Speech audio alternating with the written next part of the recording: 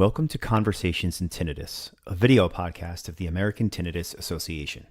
The American Tinnitus Association is a public charity under Section 501c3 of the Internal Revenue Code, a charity dedicated to research, advocacy, education, and support for people living with tinnitus, including their families.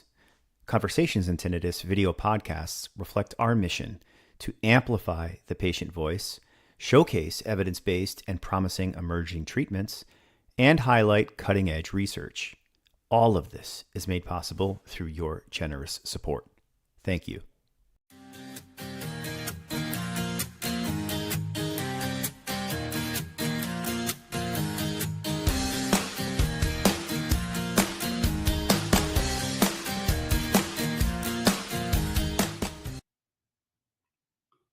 Hi, and welcome back. We are here today to talk a little bit about the importance of advice, reliable advice, and where you can find it when it comes to the world of tinnitus.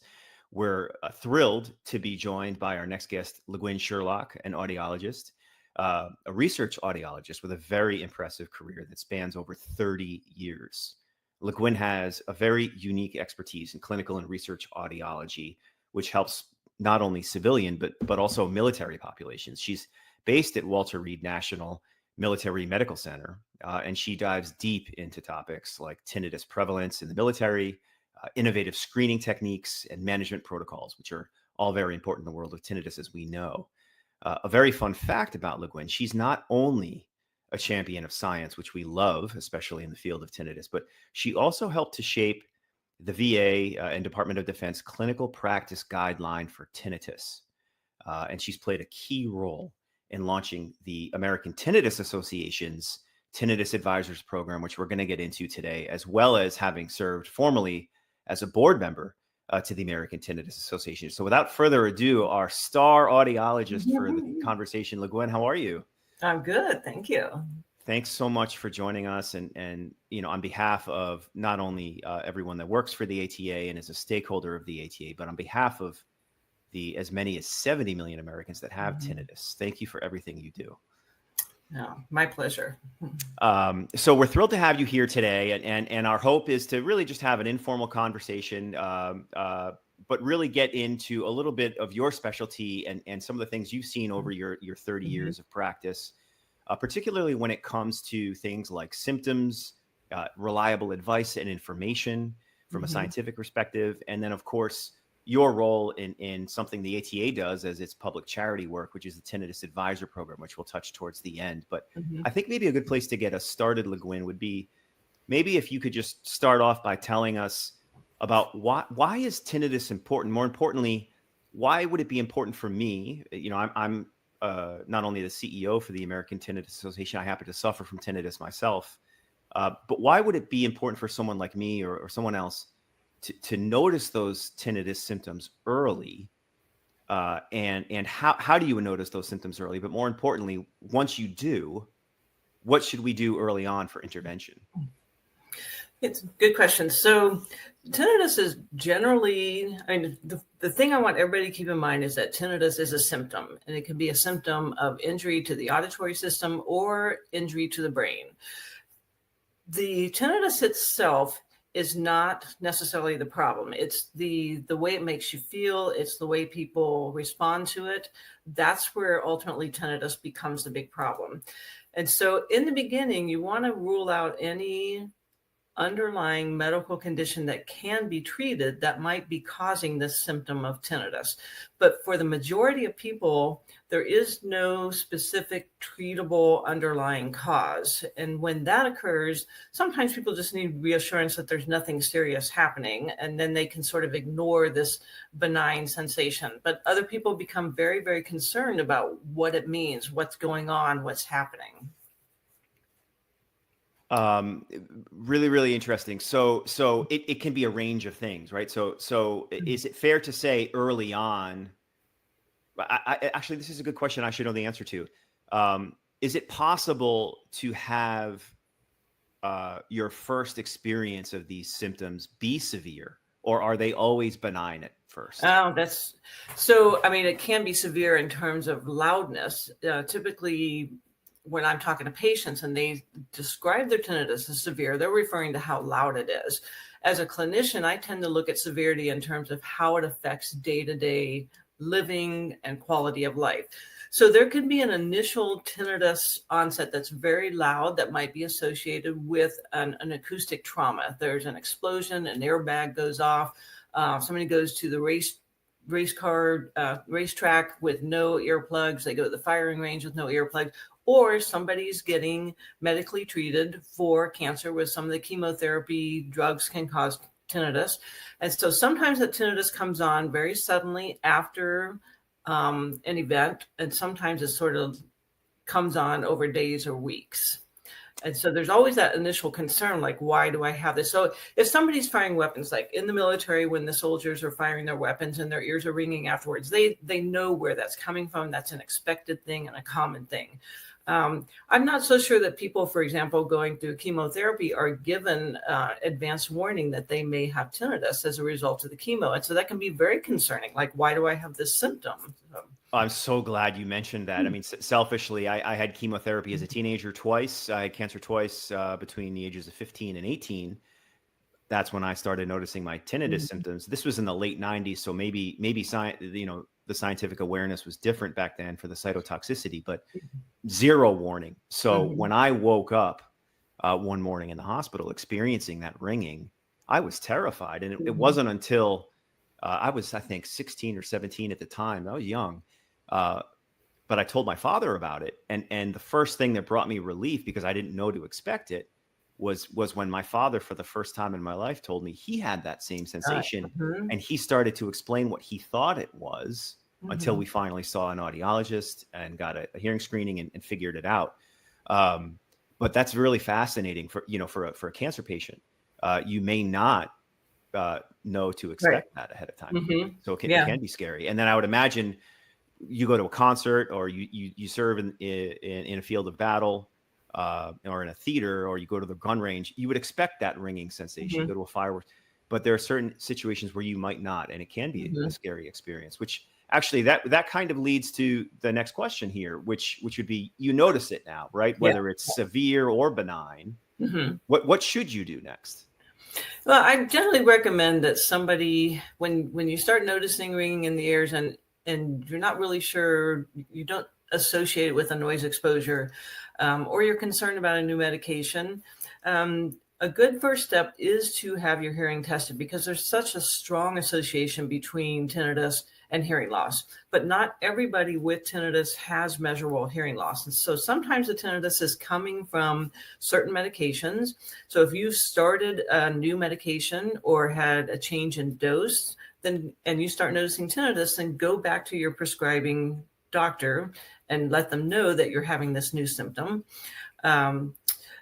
In some cases, there is a fair number of people who have somatosensory tinnitus, where the tinnitus changes in volume or pitch with certain jaw movements or neck movements. And so in those cases, you can be screened for somatosensory tinnitus, and that might indicate that you should be seen by your dentist to have your jaw checked, see if you need a bite guard for nighttime use.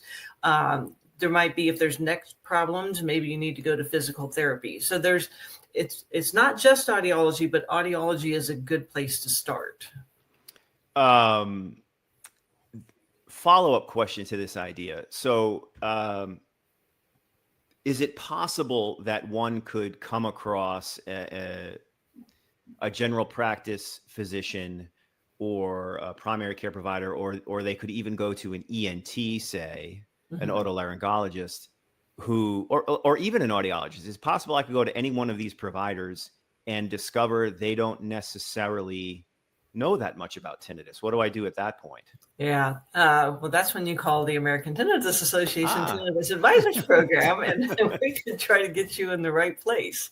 Because that is an experience that people report. I hear this every week from people all around the country saying, I went to an ENT or I went to an audiologist, and they just told me it's tinnitus and there's nothing that can be done about it. And it's unfortunate, because there's a lot that can be done to help people live better with tinnitus. So while it's true we don't have a specific cure right now, so just turn it off. There's no pill and there's no surgery, but there's lots of ways to learn to live better with it, so it's not affecting your day-to-day life and not affecting your quality of life. So there are lots of things that we can do. Maybe you could help us understand some of them, particularly when it comes to lifestyle habits. So if this is something that, in my personal experience and what I've learned serving in this role for the charity, the American Tinnitus Association, this is not, for example, the only examples I can use are my personal ones right now. But so as a cancer survivor, or even with my broken bone, I broke my ankle, right? So there was a thing that happened. Pain was a subsequent side effect of the thing that happened. I went to the doctor. He did a thing. It got better, and now it's in the rearview mirror, right? Yeah. Tinnitus is not that, right? Tinnitus is something that does not come and then end. And well, that's not true. I guess for some folks it may go away, but it likely is something that's going to involve lifestyle changes. In other words, a daily adjustment to what you do. So what are some of those things we can do? Yeah. Well, I really like the way you phrased that. You broke the ankle, you had pain. So in this case, you had an acoustic trauma or a car accident or treatment, and you got tinnitus. So tinnitus is very analogous to pain. And so then you go to the doctor and the doctor does something. So in this context, it could be you get hearing aids to address the auditory injury of hearing loss, or what we're really focused on is changing the reaction to the symptom. So when you have chronic tinnitus, we can't make it go away, but we can change the reaction to it and work on helping the brain habituate to a body sensation that is uncomfortable and irritating. But if we change the way we think about it, we can change the reaction and put it in the rearview mirror. It's still there if you look for it, but it's not right in front of you, right in front of the windshield. So a follow-up to that idea would be, you mentioned I mentioned your work with the VA, but you've mentioned the military, which we know is a highly affected population, obviously a loud environment. First responders would be another one. We know musicians and everyone in the entertainment industry, not just the musicians themselves, but everyone from roadies to the folks checking the tickets at the stadium. Loud environment. So if you work in one of these noise pollutant environments, what is a good habit or lifestyle change to get into in that situation? Number one is you carry earplugs with you. So it's so incredibly important to wear hearing protection devices. And there's so many different options for that. I understand that it can be uncomfortable. Like you plug up the ears, the earplugs themselves might be uncomfortable, or that feeling that you can't hear what's going on around you and you feel like you need to hear. But there are filtered earplugs for musicians. What happens when you put in like a foamy earplug, it cuts all the sound, but it cuts it, it decreases more of the low frequency. So things sound really unnatural. And so with filtered earplugs, we try to maintain the natural frequency response so it doesn't sound as distorted. So that's, there's a lot of musicians using those filtered earplugs, and anybody can get them. You typically need to go to an audiologist to get ear impressions and get them ordered.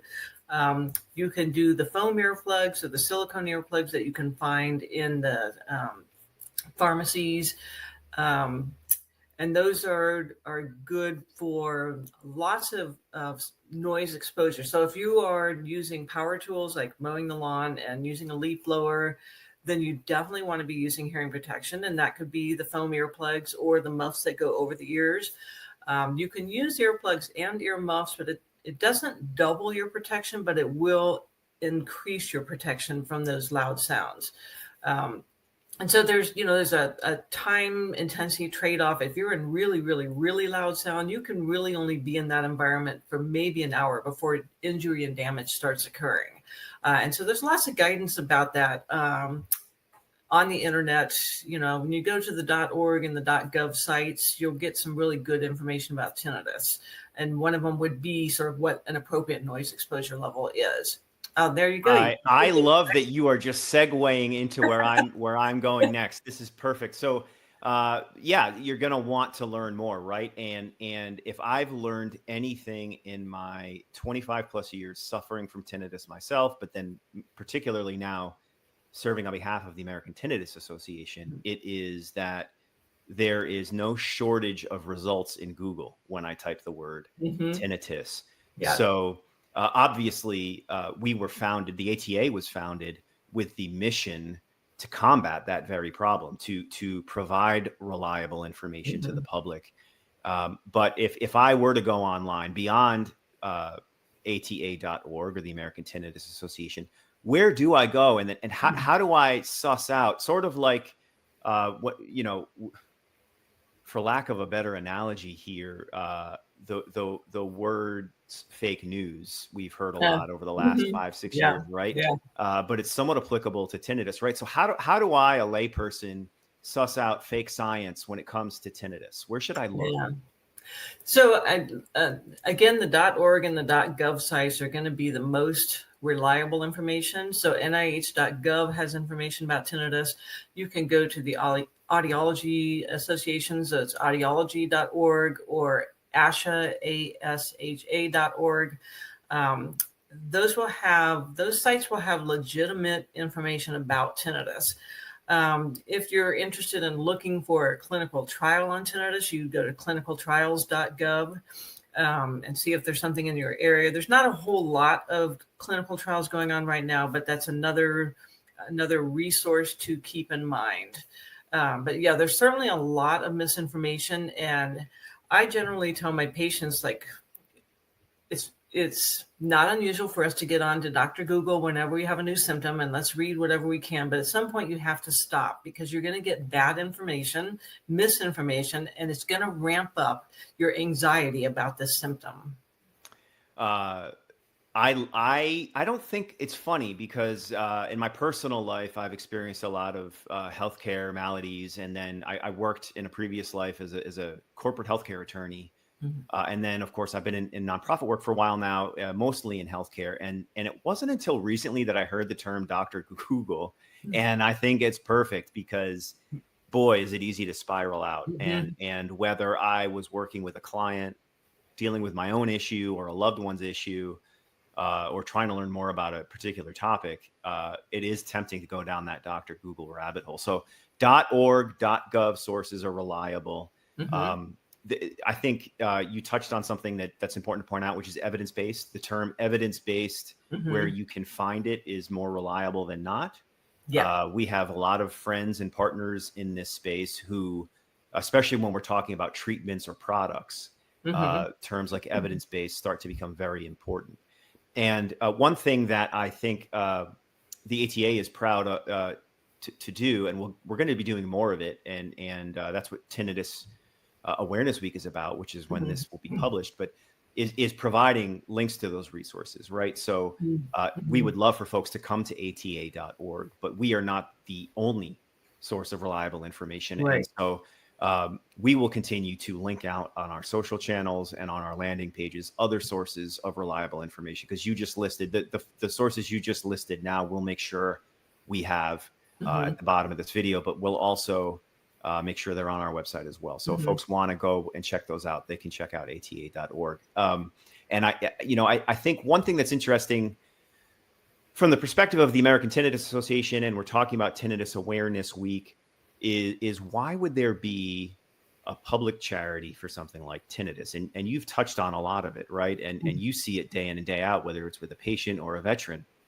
how it can affect your daily life, especially if you're talking about folks that have something that we refer to as bothersome tinnitus, Mhm. or worse, Mhm. catastrophic or severe tinnitus. So, uh, a charity like the ATA exists to help those people find information, Mhm. right? So whether it's going to ata.org or reading our magazine Tinnitus Today, or donating to support the mission, those are three really great things. But the other thing a charity does is provide services that someone else either does not or cannot. And one service that we're very proud to offer is what we call our Tinnitus Advisors Program.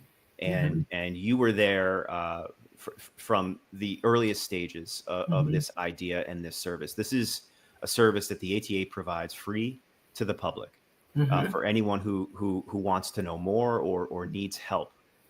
Can you tell us a little bit about what we lovingly refer to as TINAP, or the Tinnitus Advisor Program, and what it is and how to get to it, and what we can expect if we get involved?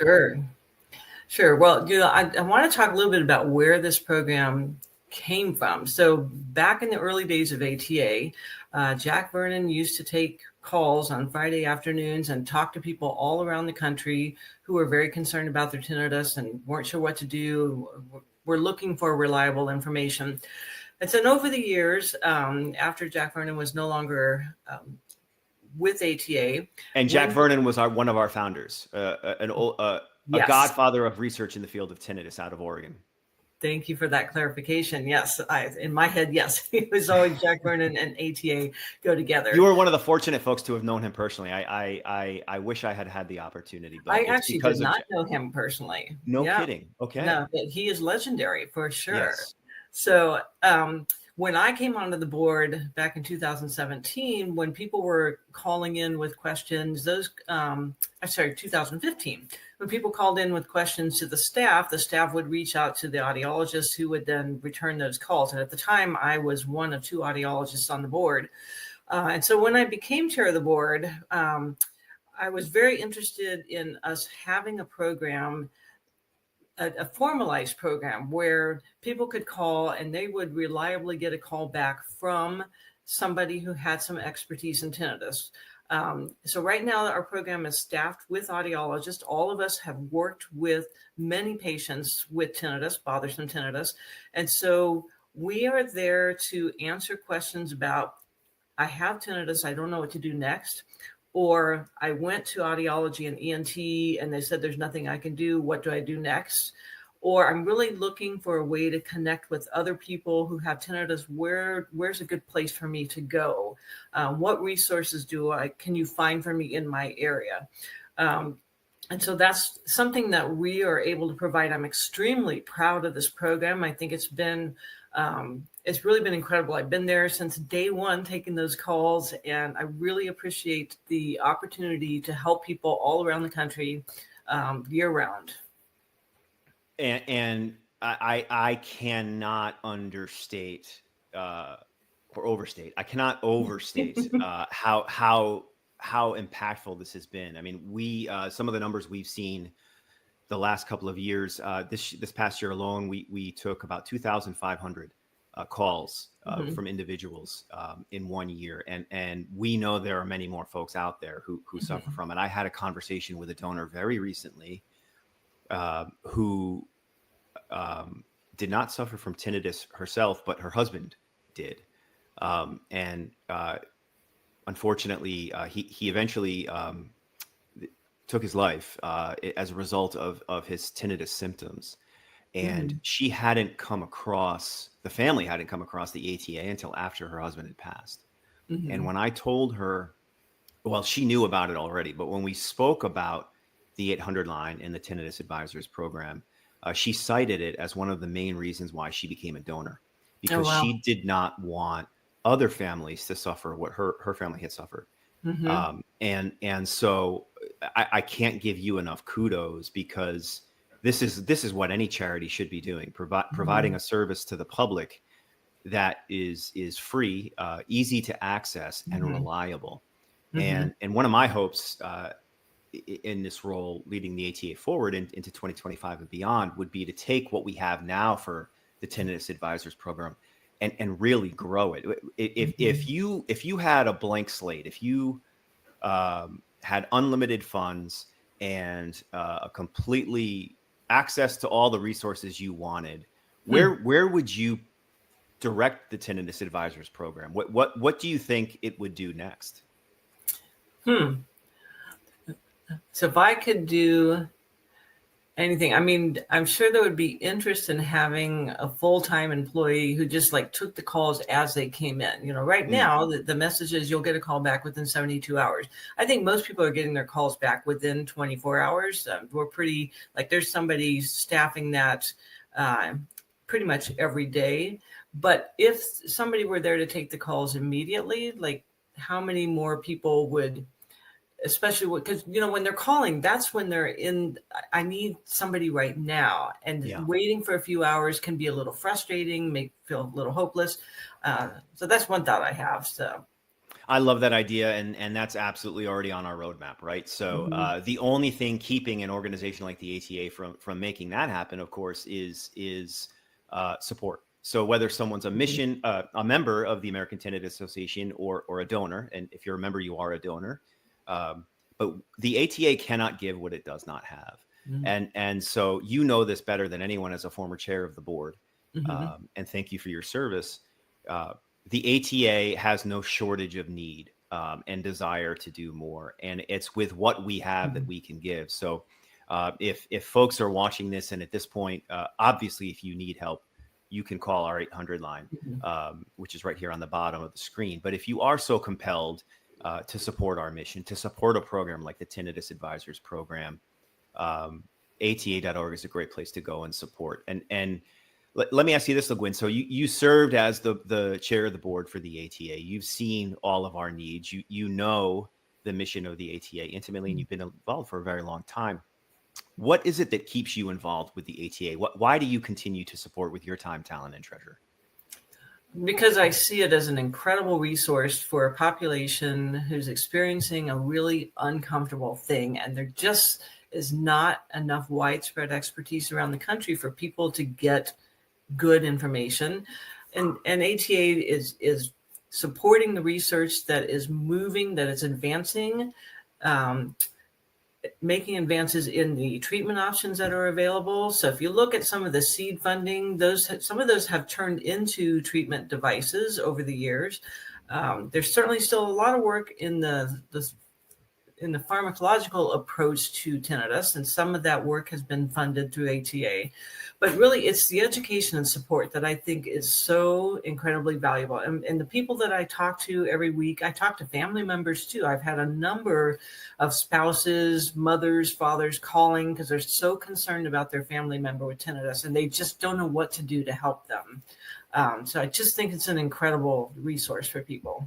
Well, thank you for moving our needle forward, LaGuinn. You are Mhm. absolutely at the forefront of what the ATA does today, Mhm. and so thank you, and thank you for continuing to serve on the Tinnitus Advisor Program. Most of all, if folks are having issues, our 1-800 line is 1-800-634-8978, or of course our website's ata.org. Likely, if you've come across this video, you've probably found either Mhm. our phone number or website at this point. But LaGuinn, thank you for your continued service and dedication to our mission. And if there's ever anything the ATA can do for you, please know you have a friend in us. But thank you for your continued service.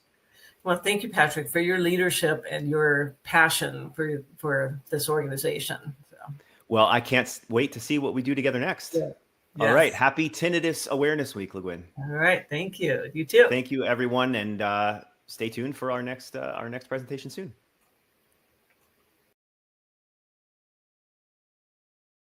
Please consider a donation today.